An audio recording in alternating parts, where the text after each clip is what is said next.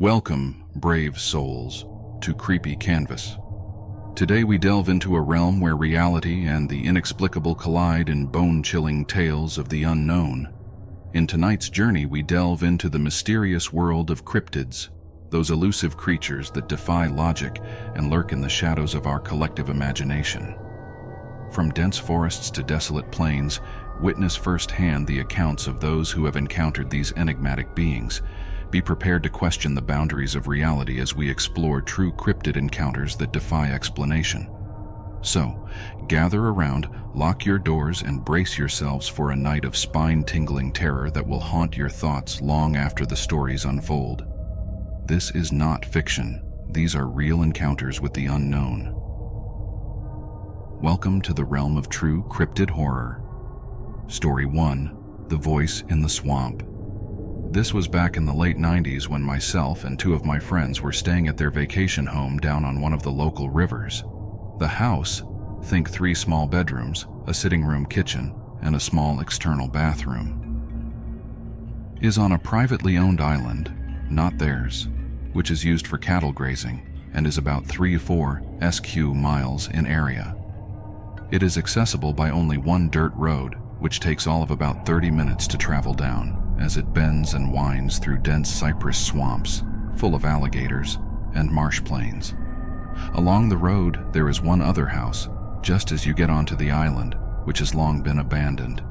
This old 2-story plantation-style home was supposedly abandoned when the owners, a married couple, child, suffered a fatal accident, and they couldn't stand being there anymore. Aside from my friend's house, the cattle farmer's home, and one other vacation home, the abandoned property is the only other structure. Well, my friends and I were out on the dock doing some night fishing, trying to land a shark or something to throw on the grill. But we hadn't had much luck. The river was as smooth as glass, which was really unusual because of where the dock is. The current there is usually very strong, even during the tide shift. We sat and chatted, waiting for a bite, up until about 11 p.m., then off to our right, towards the coast. We heard a loud tone, or wail, which sounded like a mix between a ship's horn and maybe a wolf howl or something similar. An important note, the island is, by car, nearly an hour from deep water access and probably more from actual ocean, so the likelihood that the sound was a large ship is low. So anyway, we are startled by the sound, and even my friend, who had been spending his summers there since he was in diapers, had never heard the noise before and was bothered by it.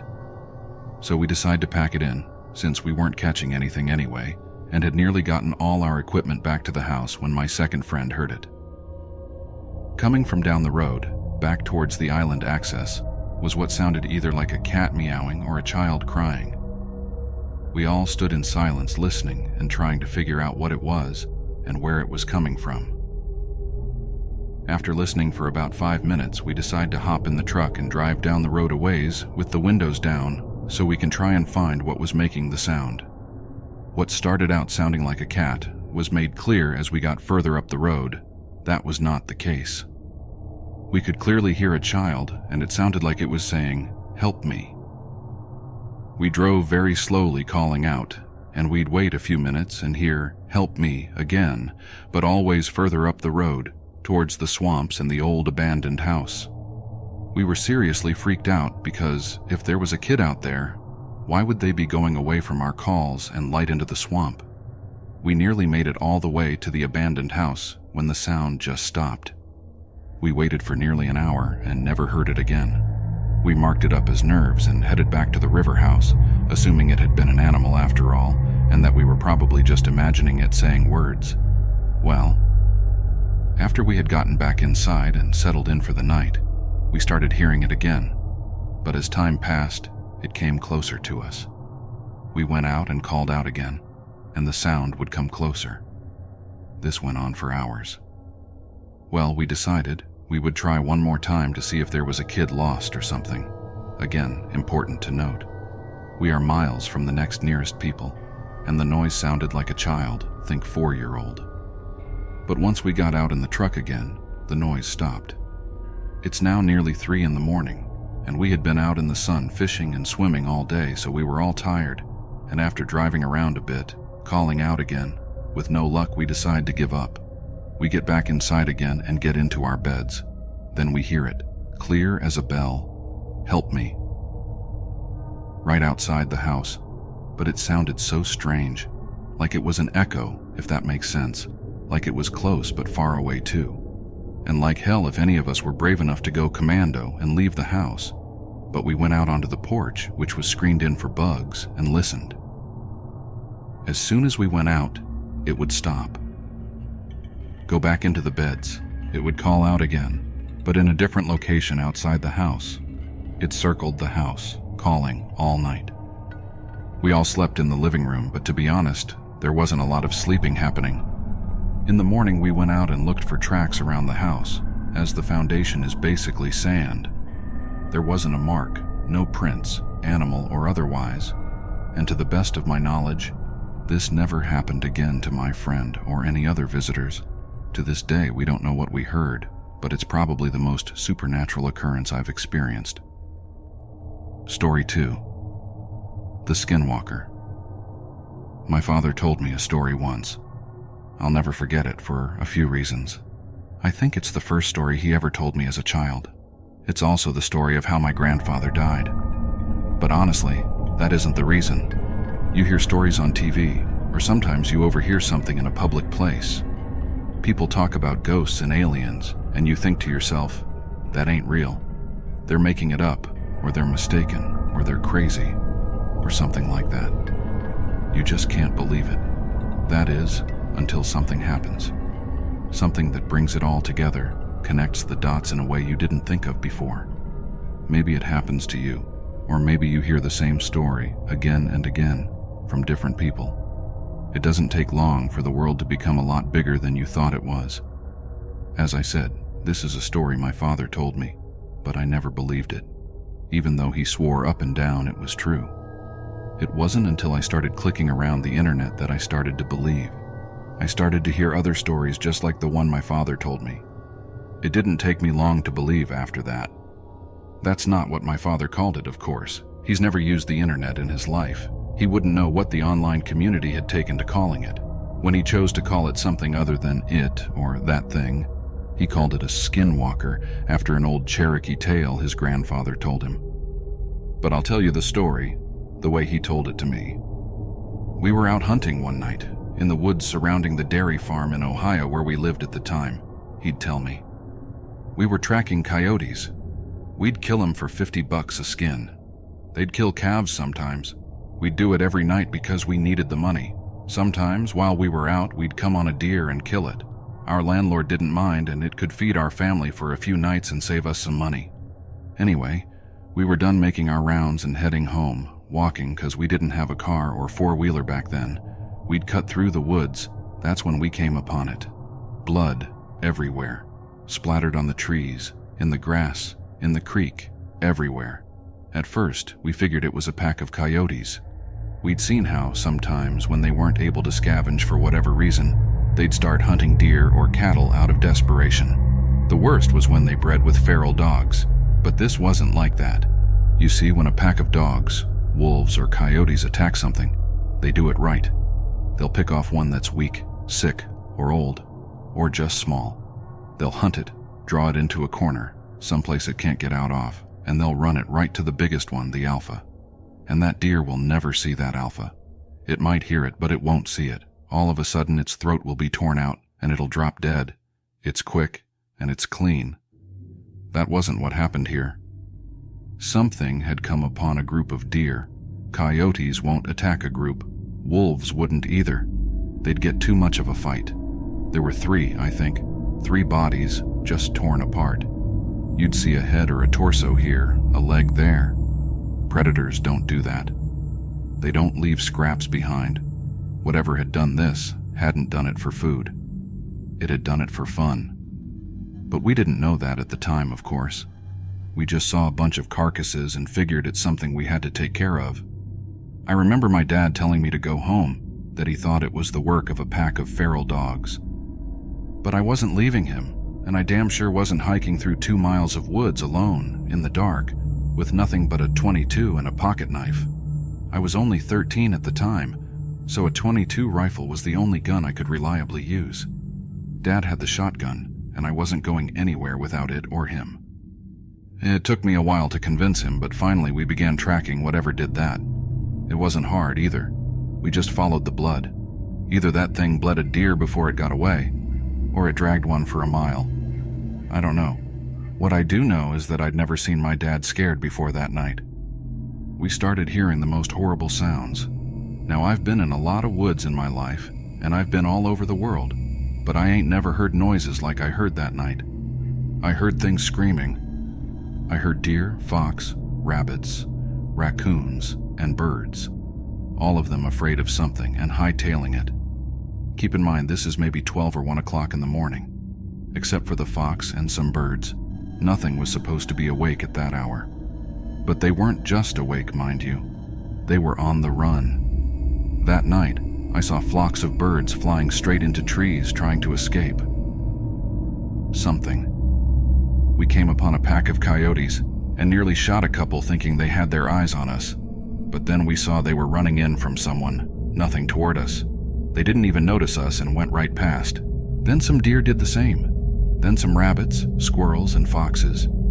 Even a couple of wild hogs. These critters were supposed to be hunting each other, and the only thing they cared about was getting as far away from there as possible. We should have put 2 and 2 together, that maybe whatever we were tracking wasn't something we were supposed to see, and wasn't something we could kill. To this day, I don't know why we didn't just go home. I guess we were curious. I think that was my dad's nature, to go toward trouble, to fight.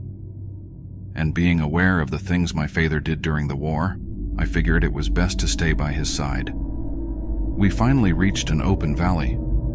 It was normally a soy field, but it wasn't in season, so it was just flat dirt. That's when we saw the tracks. Animals fleeing the forest had leveled everything in their path. But where that deer blood was, nothing had taken a single step. It was like whatever was responsible had left it for us to find. The tracks were shallow. Whatever it was couldn't have weighed more than 100 pounds, but that didn't mean much. A bobcat weighing 40 pounds soaking wet can tear out your throat if you ain't careful. The fact this thing was on the lighter side just meant it was probably quick and was going to be tough to hit. So we followed the tracks, and it didn't take us long to find where they led. There's an old schoolhouse that sits on the top of a hill. Half of it had been ripped out by a tornado, but nobody lived there, not for a long time. Sometimes we caught homeless people in there, or drug addicts looking for a safe place to shoot up. We figured maybe that was it. Maybe it was some sick kid riding a high. But we didn't think that for long. When we got to within 50 yards, we heard a noise, a sort of screech made up of 2 different sounds. One was high-pitched, and another was a low growl. It was making both sounds at the same time, if that makes any sense. We approached to within 20 yards, and we heard another sound, different this time. I remember thinking that it sounded like paper being torn apart, while someone was swinging water back and forth in a bucket. Dad looked at me, knelt down, and whispered. He told me I had to stay behind him, because we're about to corner our prey. Any animal will fight when it's cornered, especially a predator. But we can tell by the tracks that there's only one. He tells me it's probably a single feral dog, most likely rabid. The plan, he said, was to sneak up on it while it was eating, shoot it, and then keep shooting it till it didn't move anymore, then slit its throat. And if it got to Dad, it was my job to shoot or stab it to get it off him. So he walked up with me right behind him, just a tad to his side, so I can see what it is. I wish to this day I hadn't. It was leaning over a carcass, tearing off its flesh, and throwing what it didn't nibble at aside. There was blood all over the brick, glistening in the moonlight. It was pale white, and looked a little like a man, but not quite human. It had arms and legs like ours, but it sat like a monkey, hunched over. And its hands weren't normal. It had long fingers with claws at the end. So we saw that, and my dad hesitated. He wasn't about to fire at a person, so he cleared his throat to try and get it to turn around. I swear to God Almighty, all the noise just ceased in an instant. I ain't ever heard true silence before that, and never again afterward. But for 2 seconds, nothing made any noise. And I mean nothing. This made it all the louder when that thing turned around, made this shrill cry, and pounced on Dad. He got a shot off. I think he missed.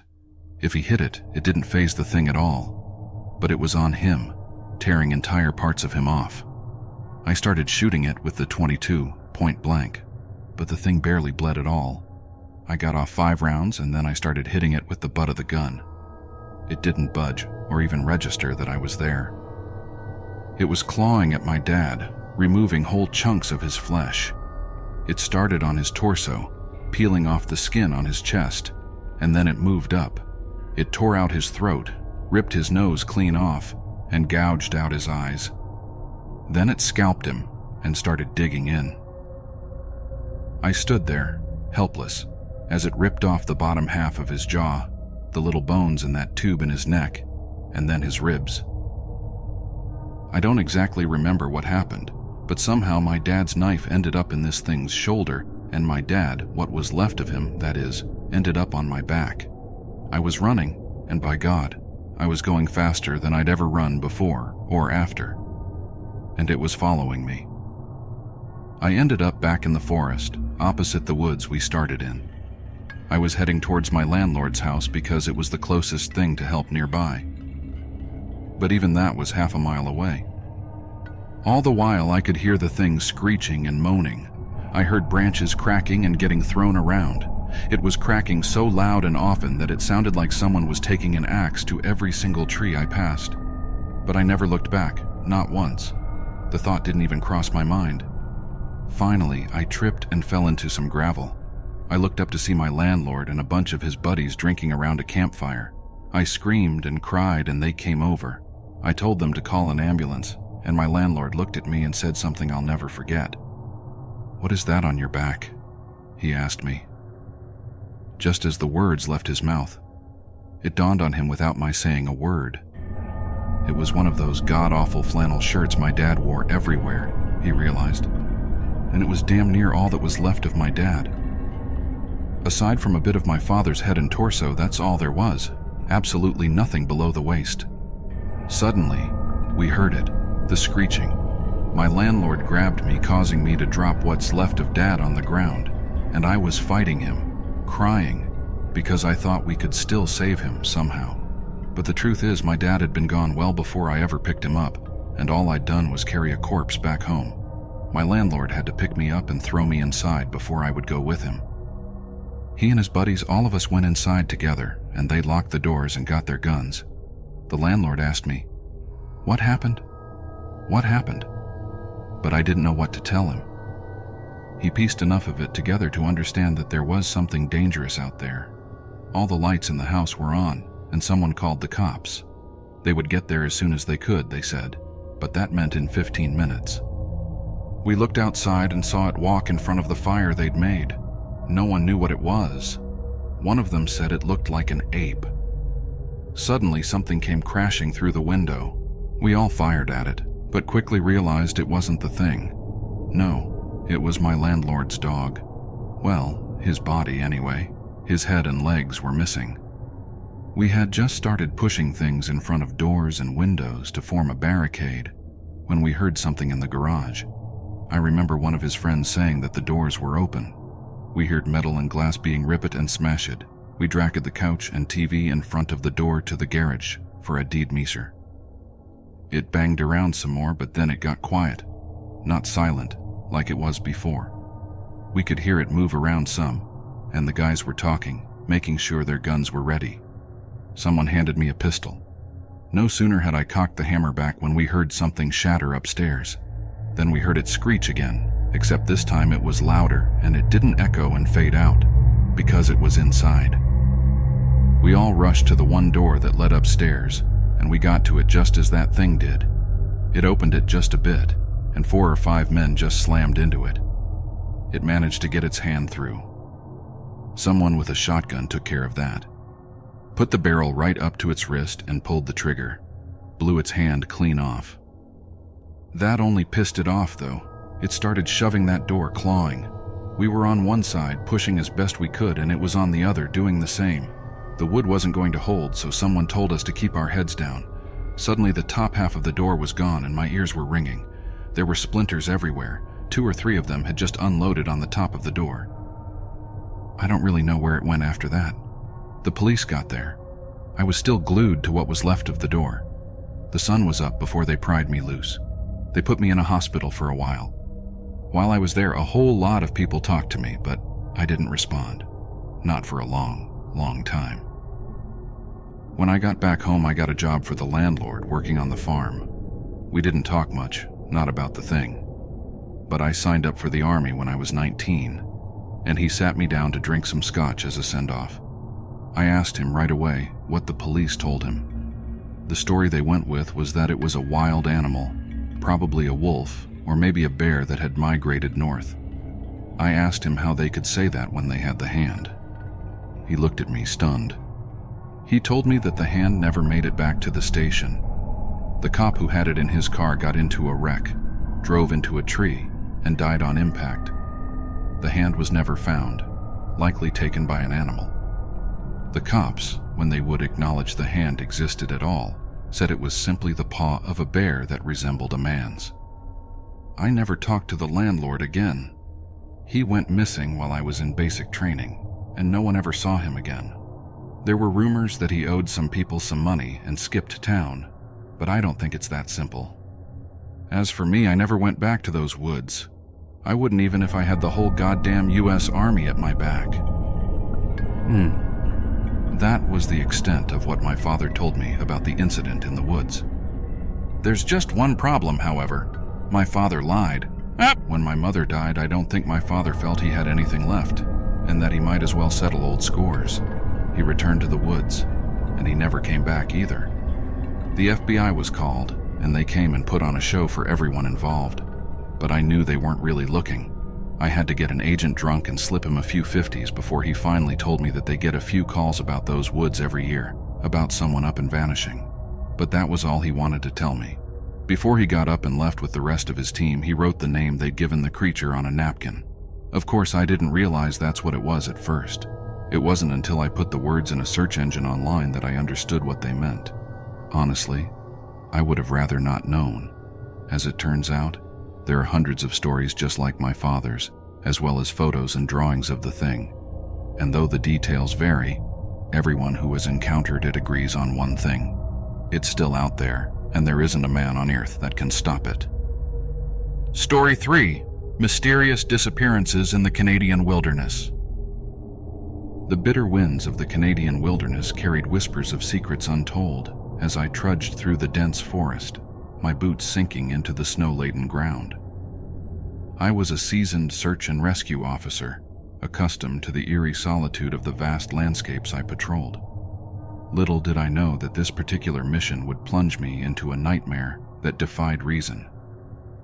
The first reports had come in weeks ago, a series of mysterious disappearances in the heart of the unforgiving wilderness. I, along with my team, had been assigned to investigate, our search and rescue instincts on high alert. The missing persons, all experienced hikers and outdoors enthusiasts, had ventured into the same area and never returned. As I ventured deeper into the snow-covered expanse, an unsettling feeling crept over me. The towering pines loomed like silent sentinels, their branches casting elongated shadows that danced in the moonlight. The air was heavy with an ominous stillness, and the ever-present crunch of snow beneath my boots was the only sound that accompanied me. The initial days of the search proved uneventful, with no signs of the missing individuals. It wasn't until the third night, under the cloak of darkness, that I sensed an unseen presence. A chilling wind seemed to carry whispered warnings, and an inexplicable paranoia settled in the pit of my stomach.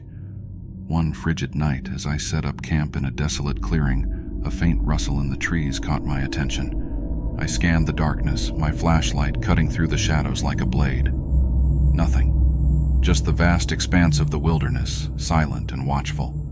Days turned into nights, and the sense of being observed intensified. Footprints, other than those of my team, appeared in the snow, leading us deeper into the heart of the wilderness. The prints were unsettlingly humanoid, yet elongated and clawed. My radio crackled with the anxious voices of my team, sharing uneasy glances and recounting strange occurrences around our camp. As the search continued, an unspoken tension gripped our group. Whispers echoed through the trees, and glimpses of a shadowy figure flitted at the edges of our vision. Desperation clawed at us as we uncovered a series of makeshift shelters, adorned with bones and ritualistic symbols. It was clear we were not alone.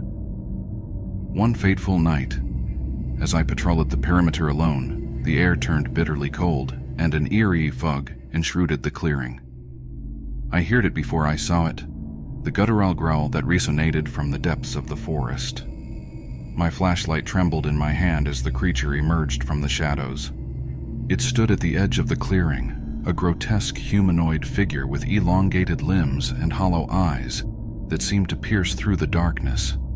Its presence exuded malevolence, and a paralyzing fear seized me. My breath caught in my throat as I witnessed the creature's unholy gaze fixated on me. In that moment, the truth unfolded like a sinister revelation. The creature, a cryptid unknown to our world, was responsible for the disappearances. Its motives were shrouded in mystery, but its intent was unmistakably maleficent. I stumbled backward, my heart pounding, as the creature advanced with an unsettling grace. Panic set in, and I sprinted through the forest, the creature's haunting growls echoing in pursuit. My radio buzzed with frantic calls from my team, but I dared not glance back. The creature's unnatural speed matched my every stride, and the air grew thick with a palpable malevolence. With the clearing in sight, I summoned every ounce of strength and leaped into the safety of our makeshift camp. The creature's guttural growls reverberated through the night as it retreated into the shadows, leaving us shaken and breathless. The following morning, we evacuated the area, leaving behind the chilling unknown that lurked in the heart of the Canadian wilderness. The cryptid, a spectral figure of nightmares, had been unmasked as the orchestrator of the disappearances. As a search and rescue officer, I had faced many dangers, but this encounter transcended the bounds of the known, leaving me haunted by the enigma of the mysterious humanoid creature that stalked the shadows, waiting to claim those who dared to venture into its domain.